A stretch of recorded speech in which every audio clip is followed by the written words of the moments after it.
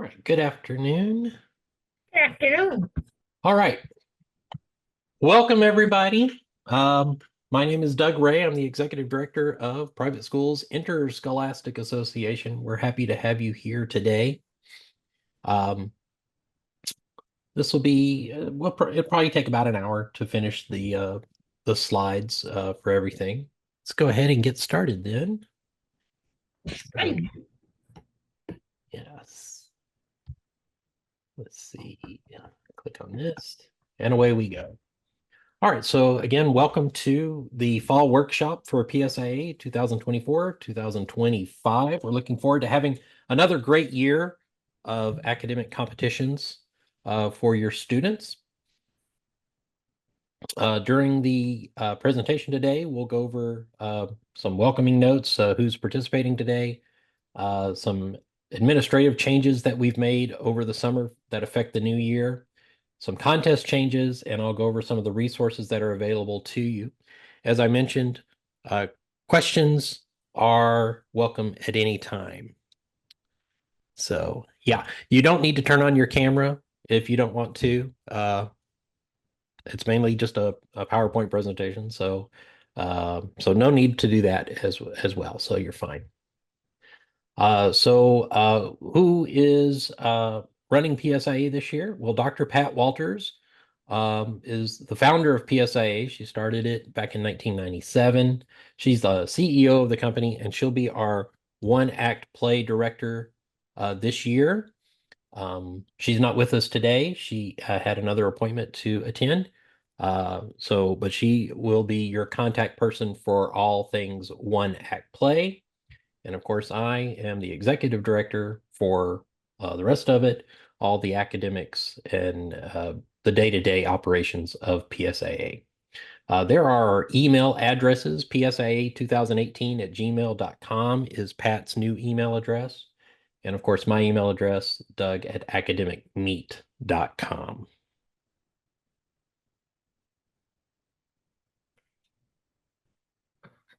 Some of the administrative changes for this year. We're still doing the online registration. So if you go to psiaacademics.org/members, sign in, and that's where you do your registration. The one thing we did change is we're not finalizing any of the memberships until we receive payment. We had some schools that were not getting their payments in on time, so we had to make that change so that we could facilitate all of that. Due to expenses, we had to discontinue printing materials. So that means in order to get your copy of the handbook, you'll need to download it from the Members Plus website. You're welcome to print it once you download it, or a lot of people prefer to use the digital copy as they can store notes in their PDFs as well. Alternatively, of course, you can just print the different pages that you need to hand out to your different sponsors and different interested parties. The alignment, we upped the break point for what determines a A school versus a double A school. So the new alignment is 27.5 students per grade is the break point.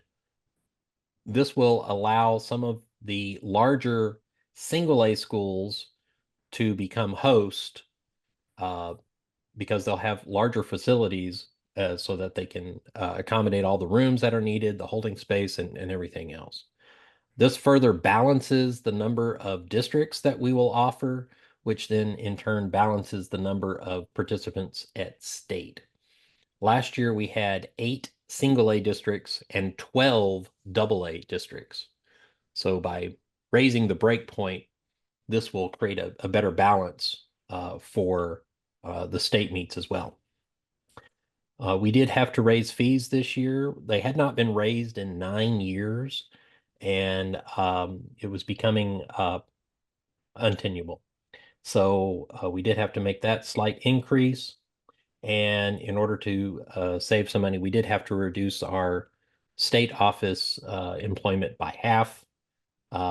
So it's just me now, and Pat is volunteering her time this year to work on one act play.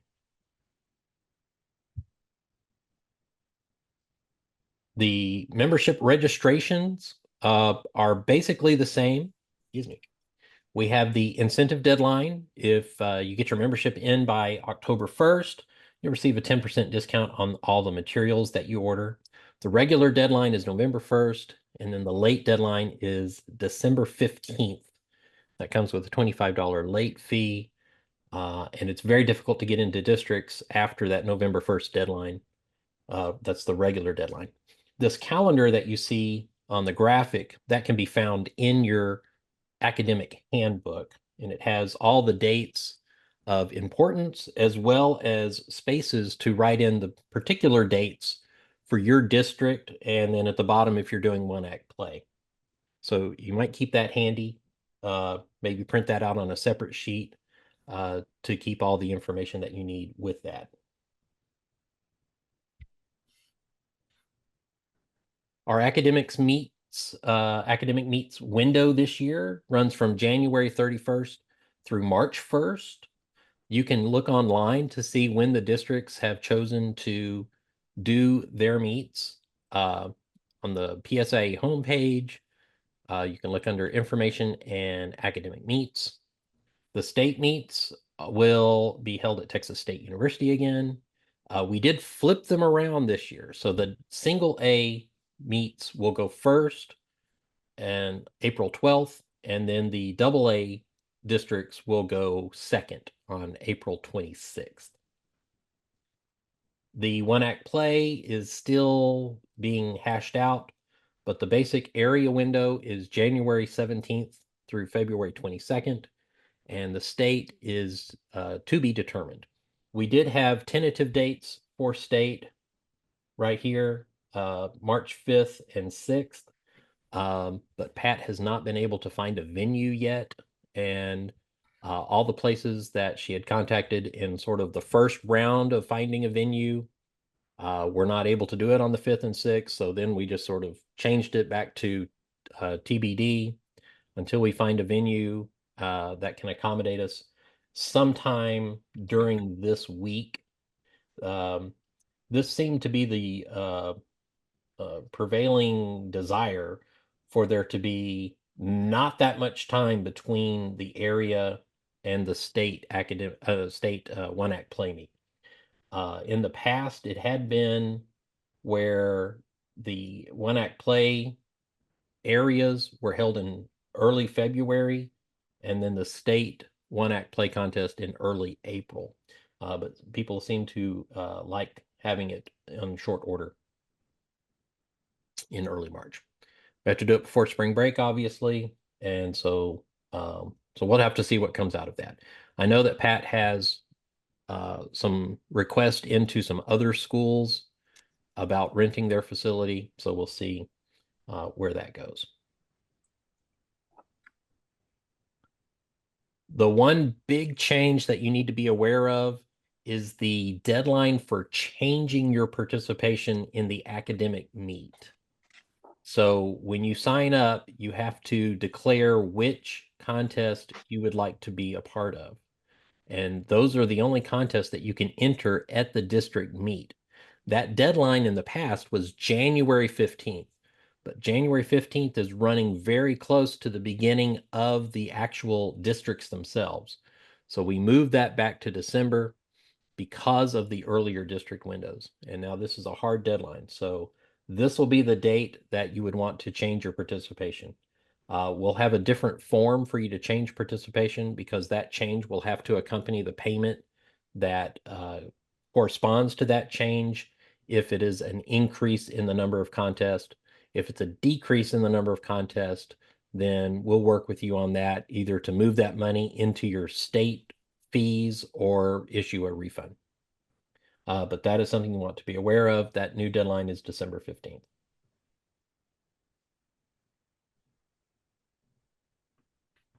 Last year, our board of directors and advisory council discussed safety concerns at our meets. We implemented a badge policy where schools would need to print out an official badge for all the adults that were attending the meet.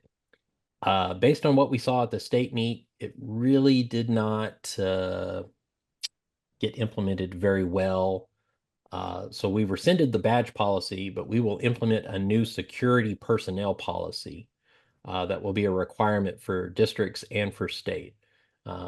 Basically, what it looks like now, and we'll have more on this later, but basically it's some official roaming around that is sort of the official security. If you're a campus that's hosting the district and you already have an official security personnel, those would be ideal uh, personnel for this task. And it doesn't have to be very many people. It's more of a presence idea that if people see people running around that are official security people, they're less likely to misbehave, and it sort of thwarts any ideas about problems with our district meets. So that's the idea with that. And we'll implement that same type of policy at the state meet as well. Our assistant directors have become very important recently. We seem to be having a problem with uh, contest directors and assistant directors showing up for their duties at the state meet. It's not a huge problem, but it's a concerning problem. It's something that raises my eyebrows. And we want to make sure that we're giving our contestants the best contest experience that they can have. To that end, we're going to start requiring the assistant directors to take the same training as contest directors so that if for some reason the contest directors are unable to make it to the meet, the students are not left scrambling uh, with their contest by having someone who's unfamiliar with the contest and does not know how to conduct the contest. The assistant directors step up to take the roles of contest directors as needed. So make sure your assistant directors are aware that the training will be mandatory this year. All right. If you have your handbook and you want to look at this with us, we'll be looking at the conflict pattern. This picture is from our state meet this year at Texas State University. And so taking a look at the conflict pattern, there were a few changes this year, and they include listening skills, which is now moved to 8:30. It's now in a 30-minute window, and there are other changes to that contest that I will discuss momentarily. Storytelling, the finals has now moved to 1:30, and that's for all grades. So it used to be that they were staggered. First and second grade went at one time, and then third grade went at a different time. Those are all now the same.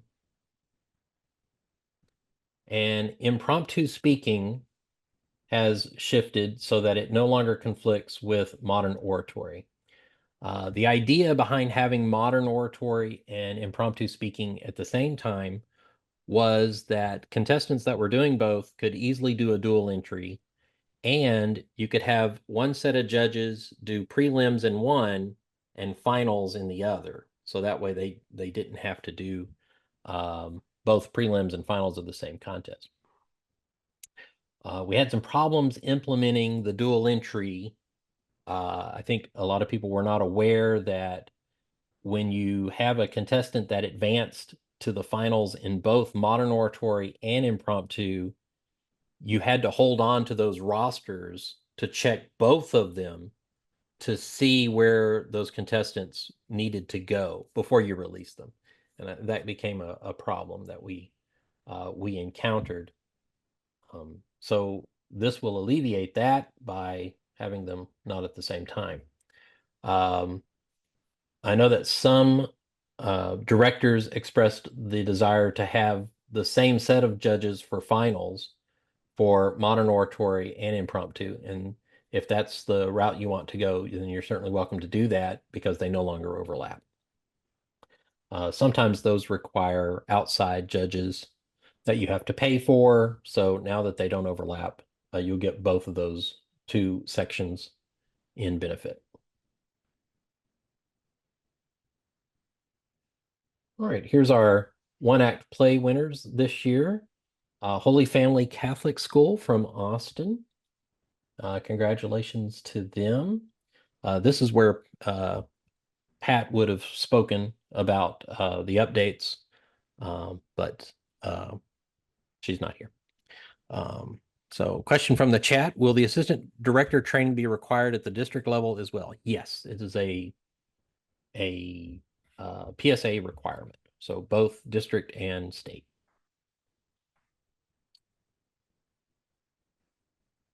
And then here's our advisory council. The advisory council consists of district meet directors and the PSA board of directors. I'd like to thank these hardworking educators for dedicating one of their summer days to help improve the PSA program. Additionally, to get them to come in, we give them cheesecake. Right there it is. Right there. So with all the toppings, chocolate, caramel, and strawberry. All right, let's take a look at the changes to our contest. So for art memory, it's the same art as last year. So all that material that you used last year can be used this year as well. Be sure to download the Art Smart Bulletin and the extra biographical information from Members Plus and resources. So let me take a moment to explain how we distribute our resources that we make available to the schools. The information that I can freely give out to everybody is found on the PSIA homepage under contest, resources, and then the contest. And there's information that I can't give out to everybody. So we have to put that behind Members Plus. So if you look under Members Plus, there's a separate section for resources in there. Okay. So some of the material is out in the open and some of it you have to have a login to get to. So if you don't see it in one place, check inside Members Plus. For dictionary skills, it's the same dictionary that we've been using now, Merriam-Webster Collegiate Dictionary 2018, or newer. So it's the same one. For listening skills, we've shortened the contest from 30 questions to 25 questions, and we've shortened the time limit from 7 minutes to 6 minutes. This was in a move so that we can get listening skills done in that 30-minute window so that it doesn't overlap into the 9 o'clock hour. This will allow more contestants to participate and not have to worry about dual entries and things like this. From a test writer standpoint, whenever we write the script and we write the questions and everything, we usually get down to about 27, 28 questions, and then we have to try to find the last 3 or 4 questions to put into the test. So this will help with the test writing process as well. I would expect the script to be a little bit shorter maybe, but not too much shorter.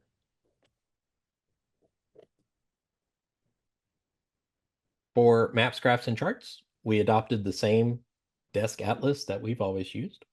Nice term.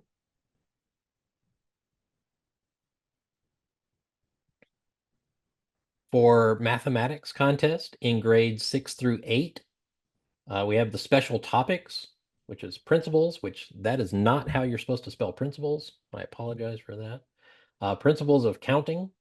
It's the same topic as last year. And you can download this document from resources. For modern oratory, the questions this year are, should schools ban cell phones? Does artificial intelligence negatively impact the American workforce? Can Texas government solve the state's water crisis? Number 4, is achieving the American dream more difficult today compared to previous generations? And lastly, is the fast food industry to blame for obesity in America? So in this contest, students pick one of these topics, develop the pros and the cons, and then take a side and argue for their side.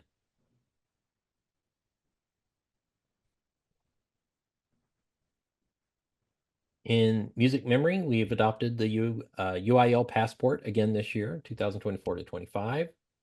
The list of the musical selections can be downloaded from the PSIA resource page. So you want to use the official PSIA list. There was one change I made from the UIL list to this list, and that was just to remove one of the first names of one of the composers that I felt wasn't needed. So it's all just last names. The PSA Spotify list is the official versions of the music work, and there's a link to that. And there's also the practice game that I built for us last year that incorporates the new selections. Basically, you get to choose how long of a sample that you want to hear from the music, and then you type in the major work, the selection, and the composer, and then the computer checks it, and it will show you the right answer. So definitely practice with the Spotify to learn the music, and then you can play in the practice game for preparing for the contest. In number sense, grades 6 through 8, our special topics this year are multiplication by numbers that straddle 100, volume of prisms, working with x plus y and x times y, and means. And so that means there'll be 4 questions based on these particular topics that will appear on the district and the state test in the junior high level. Download the practice document and the information about these topics from resources, and you can see which problem numbers that these questions will be asked at. But you can get that from resources. That's uploaded now.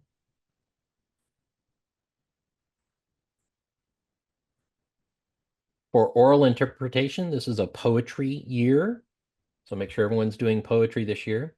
And we have a new rule this year. Speakers are required to name the author and the title of the work in the closed binder introduction.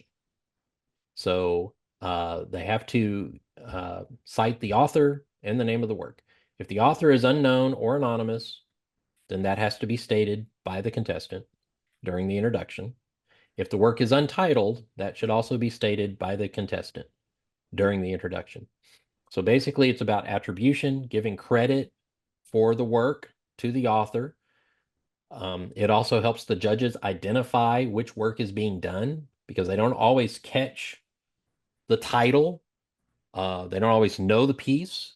And so sometimes, especially when I've had to go back and look to try to figure out rankings and such, one judge will put down one title because they think that this is the title of the piece. Another judge will put down another title because they don't know what the title is, and it wasn't clear from the contestant what the title actually is. And it made it hard to figure out which contestant was speaking was with which judge and what rank they should be.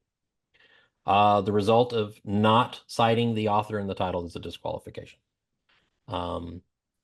So basically, they just have to mention the author, they have to mention the title. They should probably incorporate this into the introduction in a nice flowing way, but make it obvious that here's the title and here's the author. It could be an embedded introduction. That was a new rule that we put in last year. But it does have to be within the introduction.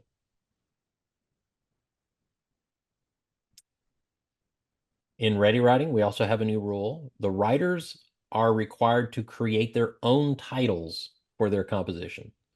So this year, the prompts will not contain the title. They'll just be A and B.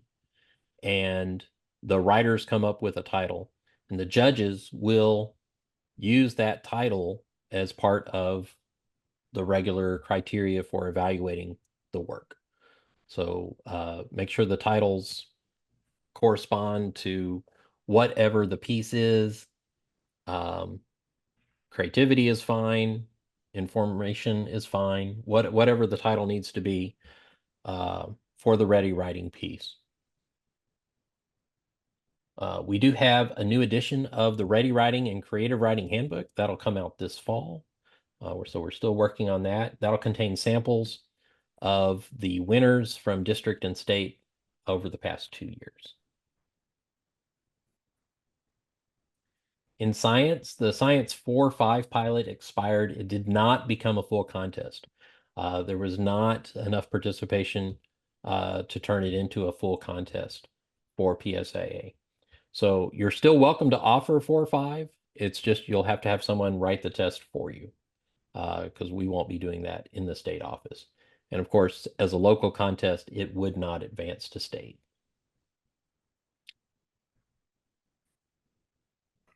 For spelling, the list words are available on resources.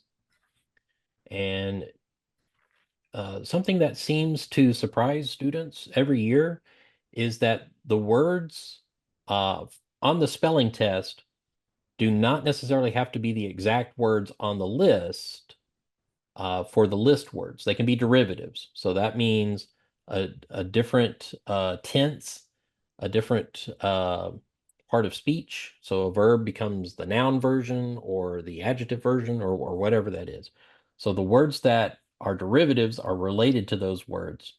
And there is a good many of those. I think 8 usually on the 4-5 test and 12 on the 6-8 test. To help your students acclimate to the derivatives, I included a document with the list of derivatives, not all of them, but as many as I could fit on the page, of derivative words that were used last year in the spelling test. So it gives the actual list word that was presented in the list and the actual derivative of that word that was used in the spelling test. That'll give you some idea about the extent of how far derivatives can change from the original word. Prefixes and suffixes are fair game. So I would encourage your students to go ahead and try to identify some derivatives from the new list words that are on the list this year. So go ahead and get them thinking about, okay, how could this word possibly change? And what interesting thing about this word would be something that is a derivative that would be asked on a spelling test.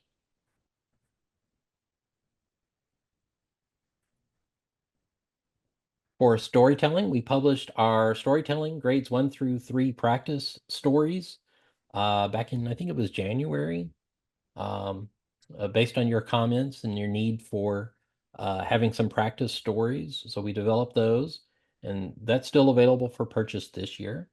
It's 12 stories to help you build up your storytelling skills. So the first few stories are pretty short and simple, and that's sort of your beginning stories to get students to get the feel of it. There's not too much to memorize. And then some of the stories are regular, and then they sort of get harder as you get toward the end. So that's available for purchase if you would like to have that in your set of materials. And the last of our contest is vocabulary. The new vocabulary list is available for download. It's in the handbook and it's also in our resources. And the other items that you'll find in resources, the links are for the Quizlet. So it's the flashcards with all 300 words. I developed a crossword, and the solution page is also available that uses vocabulary words and, of course, some of the outside words because it's hard to make a crossword with just the vocabulary words that we have. I created a new worksheet for your students called Verbs, and it's 16 sentence completion questions with some of the verbs from this year's list. There's a word bank at the top of which verbs are being used. So that might be a good resource after they have been exposed to the words. You might get them to practice just those words and then see how they do on the sentence completion. And Vocabulary Daily is back. So Vocabulary Daily is a little service that I created a couple of years ago. It'll start on September 30th.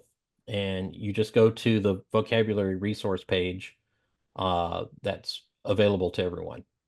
On Monday through Thursday, I've chosen 3 words from the vocabulary list to present to the students. Usually in the form, it's a noun, a verb, and then an adjective or some other part of speech or whatever. And then on Friday, there's a 3-question quiz that is very similar to the actual test itself that uses either these words or some previous words and, of course, some outside words.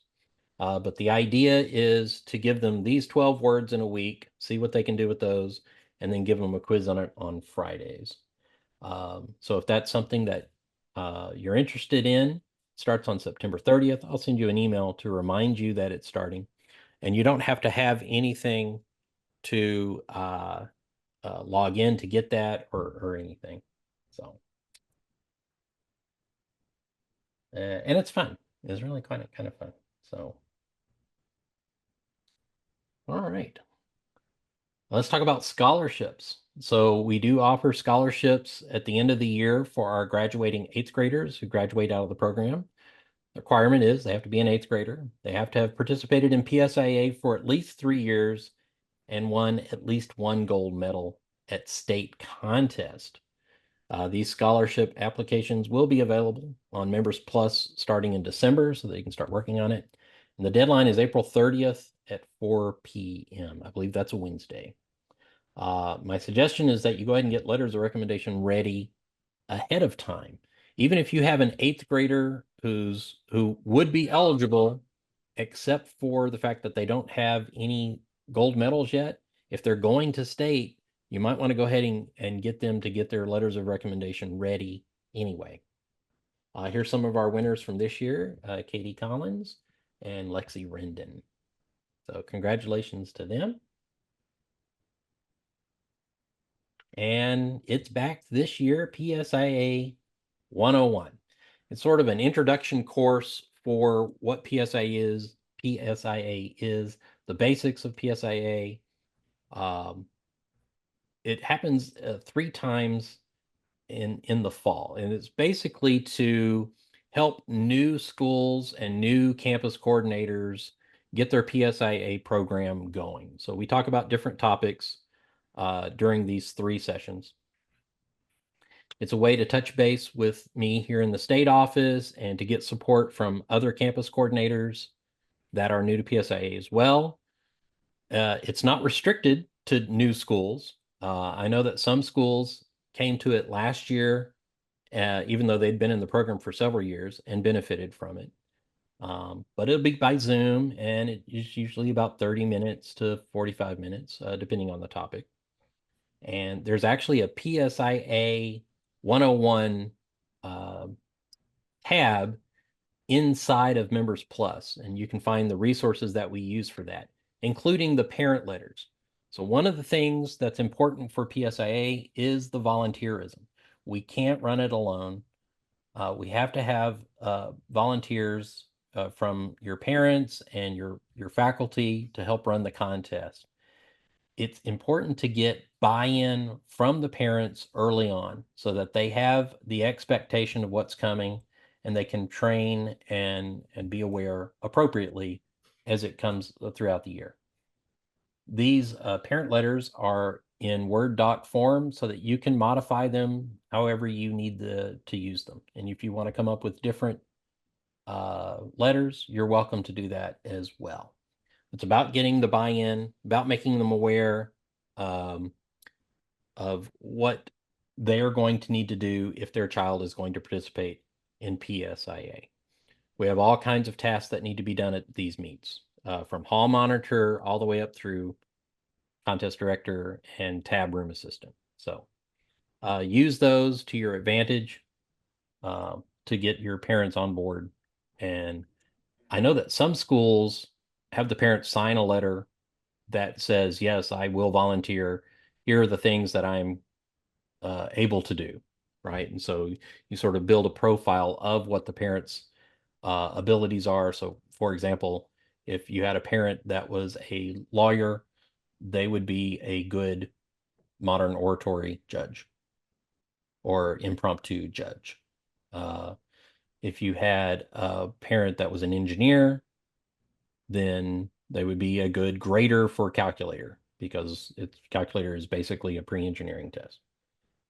So that's the idea, to match your parents to the skill set that they already possess.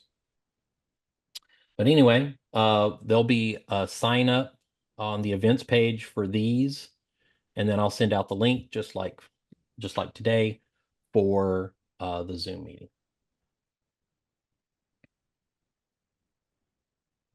And we talked about this at our board meetings this summer, and we decided to go ahead and create a social media presence. So if your school has um, a social media account and you'd like to follow us, that would be great. Uh, we'd like to follow you back as well and post things about your students, their accomplishments, them practicing for PSIA, all sorts of things.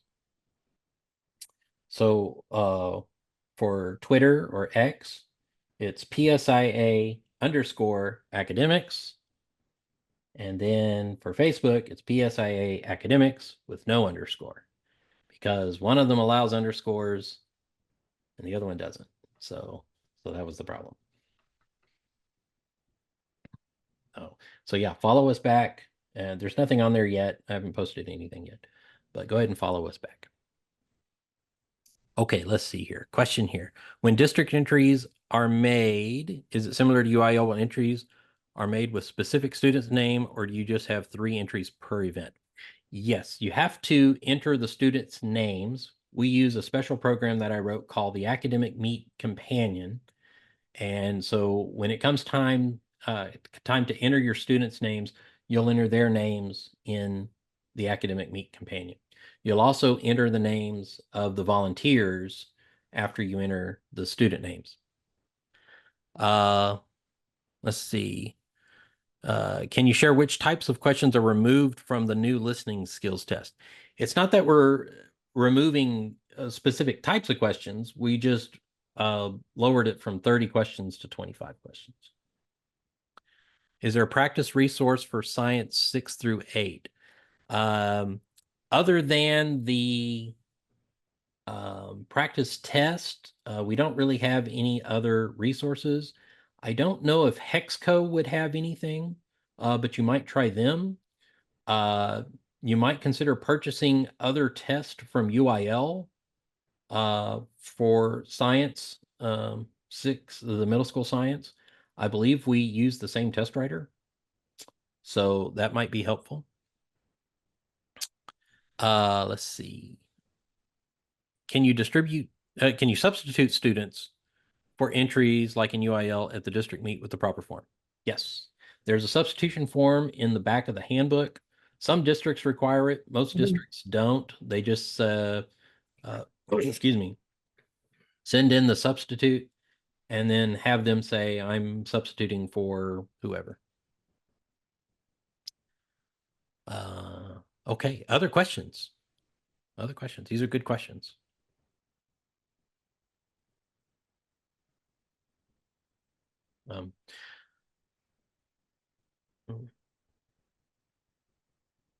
Okay, good. Can a 5th grader participate in 6th grade level in science? Yes. Yes, they can. So in all contests, a student can participate 1 or 2 grades above their level. So a 4th grader could actually compete in 6th grade science if they wanted to. So the AAA enrollment cutoff was 27 and a half students per grade. That's equivalent to 220 students in grades 1 through 8.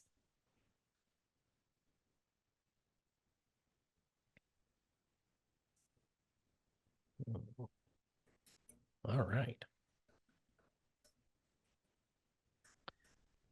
Do we have a host school for 11A? Almost. We have a new school coming in, and we're in talks with them, and they're checking everything, but it's looking very good. So we're very appreciative of their consideration for hosting.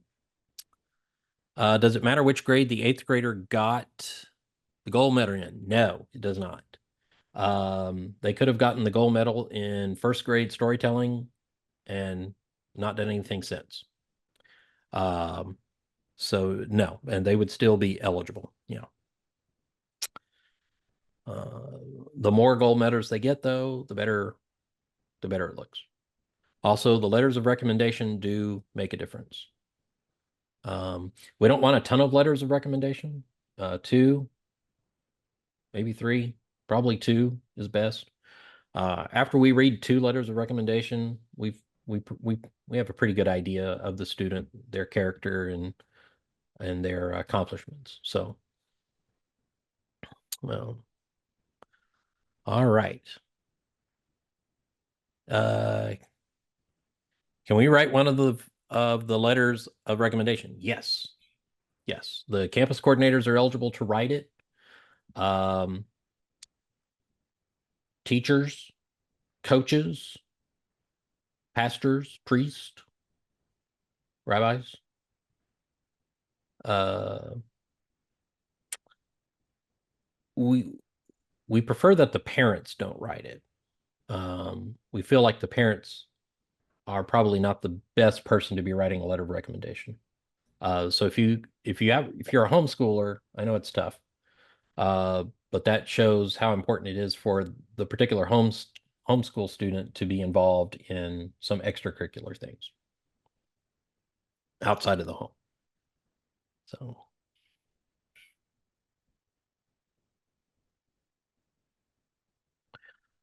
is there anything that you would like to see that I haven't mentioned? Uh,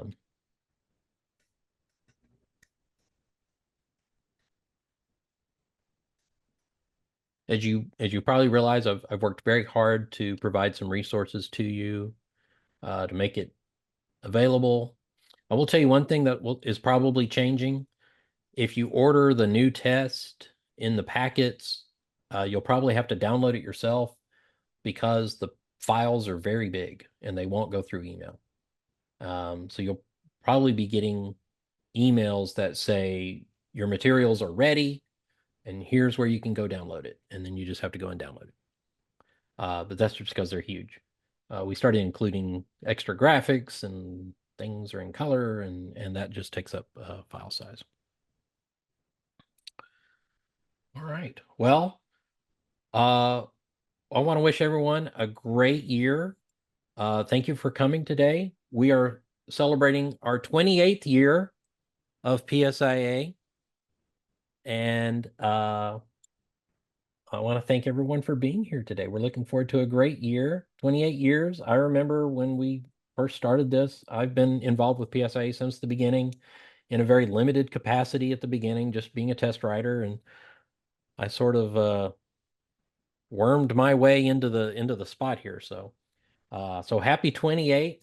For my math friends out there, 28 is a perfect number. That has a special math meaning, so it's going to be a great 28 year here.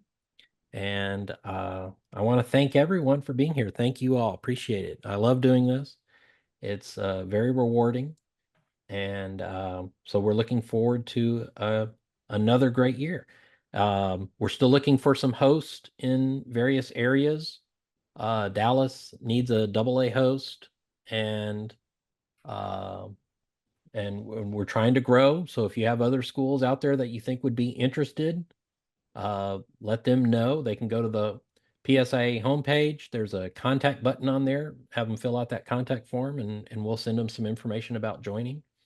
We want to spread all the good stuff that we do for the students across Texas with PSIA. So thank you.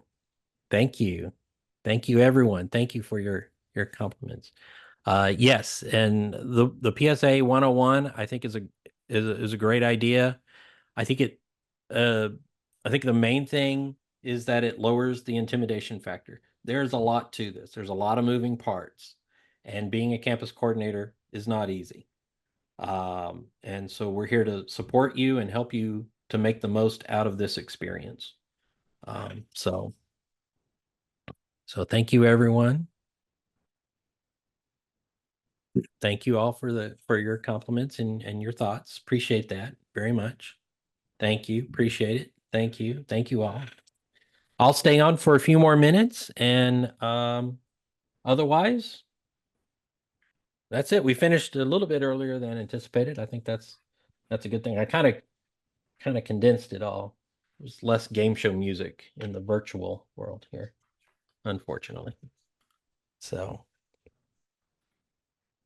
uh, but anyway, have a great year. And let me know if y'all need anything. All right. I'll stay on for a few more minutes, but otherwise, take care. Have a great year. And we'll see you soon.